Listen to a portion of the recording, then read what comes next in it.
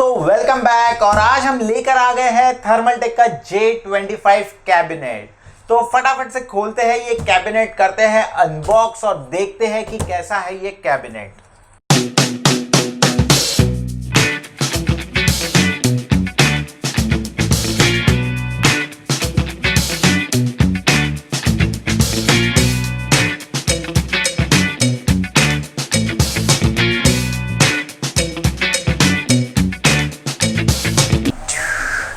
तो दोस्तों ये रहा हमारा कैबिनेट, हमने निकाल लिया है। सामने से देखते हैं तो सामने से जैसे J25 में हमने देखा था पूरा का पूरा मैश था, एक फिल्टर लगा हुआ था। यहाँ पे ऐसी चीज़ नहीं है। ये यहाँ पे आपको पूरा ब्लैक फिनिश मिल रहा है जो कि ग्लॉसी फिनिश है। एंड आई थिंक ये एक्रेलिक है यहाँ पे सामने में।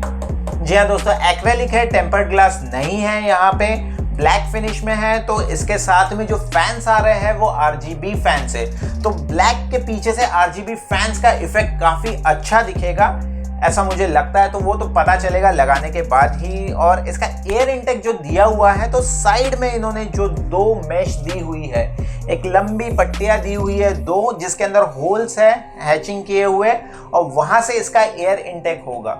तो ये हो गई एयर इनटेक की बात। सामने से बात, ऊपर में अगर आप चलते हैं तो ऊपर में दो USB दिए हुए हैं, हेडफोन जैक, माइक जैक और hard disk activity button, power LED button और पावर और रीसेट। अब ये देखना है कि ये जो रीसेट का बटन है, जैसे कि J24 में रीसेट आप मदरबोर्ड को रीसेट करने के लिए भी यूज़ कर सकते थे, या फिर उसके फैन के मोड चेंज करने के लिए यूज़ कर सकते थे।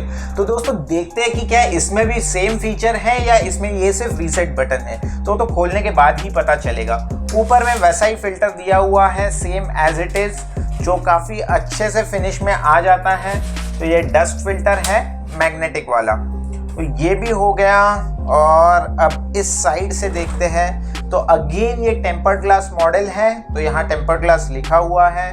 इसके स्क्रूज जो है वो पीछे से है, दो थंब स्क्रू दिए हुए हैं पीछे से। तो ये खोल लेते हैं अभी। और सेम पैनल है जैसे कि J24 के साथ आ रहा है। तो काफ़ी अच्छा डिज़ाइन है। ये सामने से स्क्रू नहीं लगते हैं इसको, तो दिखने में काफ़ी अच्छा दिखता है। इसको रख देते हैं साइड में और देखते हैं क्या क्या चीज़ें आ रही हैं अंदर। वही पैकेट जिसके अंदर एक स्पीकर है, मैनुअल है, ये आपका मैनुअल है, कुछ जिप टाइज और स्क्रूज दिए हुए हैं और स्पीकर दिया हुआ है। ये भी रख देते हैं साइड में। कैबिनेट को देख लेते हैं अंदर से। तो जैसे कि आप नीचे देख सकते हो, SMPS पूरा कवर हो जाएगा, दिखेगा नहीं। यहाँ पे कटआउट दिया हुआ है जिसके कारण आपका जो भी SMPS का ब्रांड होगा वो दिखाई देगा। तो काफ़ी अच्छा डिज़ाइन है। दो SSD आप यहाँ लगा सकते हो, और ये दो थंब स्क्रू है इसको। तो थंब स्क्रू से ये आप स्टैंड निकाल सकते हो, स्टैंड निकल जाता है, ये यहाँ लग जाता है स्टैंड। तो दो SSD के ऑप्शन है, पीछे कटआउट दिया हुआ है SSD के वायर्स आने के लिए, और आपके रीसेट और पावर बटन के LED के जो भी है वायर्स वो आने के लिए। काफ़ी अच्छा स्पेस है अंदर, कोई प्रॉब्लम नहीं है। ATX मदरबोर्ड तक के हम लगा सकते हैं। ऊपर में आप 240 mm तक के फैंस लगा सकते हो, 280 भी लगा सकते हो, यानी 120 के दो या 140 के दो रेडिएटर भी लग जाएगा ऊपर, अगर आप वाटर कूलर लगा रहे हो तो। पीछे में एक 120 नॉन RGB फैन इंक्लूडेड आ रहा है। तो चलिए दोस्तों, ये था सामने से। अभी खोल लेते हैं इसको पीछे के साइड से और देखते हैं कि ये साइड कैसा है। तो यहाँ पे भी थंब स्क्रू दिए हुए हैं, काफ़ी टाइट लगा देती है कंपनी वैसे। तो इसको स्लाइड करके ये निकाल के रख देता हूँ मैं बाजू में। और यहाँ पे सेम कंट्रोलर दिया हुआ है जो J24 में था। थर्मलटेक यहाँ लिखा हुआ है। तीनों फैंस के कनेक्शन यहाँ कनेक्टेड है।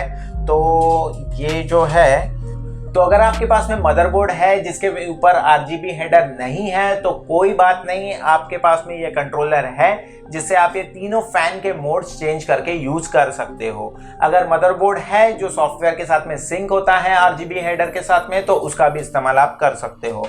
तो यही कंट्रोलर है, और ये RGB का हेडर दिया हुआ है यहाँ पे।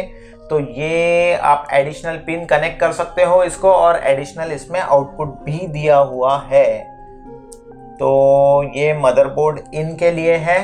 तो ये जो वायर दी हुई है ये मदरबोर्ड इन के लिए है, तो दोनों मेल फीमेल। तो दोस्तों यहाँ पे एक और ये वायर कनेक्टेड है RGB के लिए। अगर आप डायरेक्टली मदरबोर्ड से कंट्रोल करना चाहते हो तो ये RGB हेडर में जाएगा मदरबोर्ड के। तो ये रख देता हूँ मैं साइड में। उसके बाद में ये इसका पावर कंट्रोलर है और उसके साथ में ये पावर कनेक्टर है। तो ये साटा कनेक्टर है, तो ये आपके साटा को कनेक्ट हो जाएगा पावर के लिए। वैसे ही अगर आपके पास में LED स्ट्रिप हो या और कोई LED का कंपोनेंट हो तो वो भी आप इसके साथ में यूज़ कर सकते हो यहाँ लगा के। तो और केबल मैनेजमेंट की स्पेस डिसेंट है, काफ़ी ज़्यादा नहीं है बट डिसेंट है। दोस्तों एक और चीज़ नोट करने वाली ये है कि अगर आपको SSD सामने नहीं लगानी है तो जो SSD का ब्रैकेट है वो आप सामने से निकाल के यहाँ पे भी फिट कर सकते हो। तो अगर आपको SSD सामने नहीं दिखानी, पीछे दिखानी है, तो वही ब्रैकेट सामने से निकल के पीछे लग जाएगा। तो 2 SSD के ब्रैकेट आप लगा सकते हो सामने से निकाल के। साथ ही साथ हार्ड डिस्क के लिए इन्होंने 2 ये फ्रेम्स दी हुई है हार्ड डिस्क केज, तो 2 हार्ड ड्राइव्स आप इसमें यूज कर सकते हो। बाकी तो काफ़ी अच्छी स्पेस दी हुई है, कोई दिक्कत है नहीं कैबिनेट में। एक ही चीज़ यहाँ पे मुझे नज़र आ रही है, जो ड्रॉबैक है इन दोनों कैबिनेट का वो ये है कि इसमें जो फोम दिया हुआ है, अगर वो फोम डस्ट पकड़ ले तो काफ़ी गंदा दिखेगा। तो मे बी ये क्लीन करने का ऑप्शन होगा। अपन सामने का ये खोल के देख लेते हैं। तो ये सामने से इस तरीके से खुल जाता है और ये जो फोम है ये इनबिल्ड है, ये एज ए एयर फिल्टर काम कर रहा है। बट मुझे लगता है कि अगर डस्ट पकड़ ले तो अच्छा नहीं दिखेगा।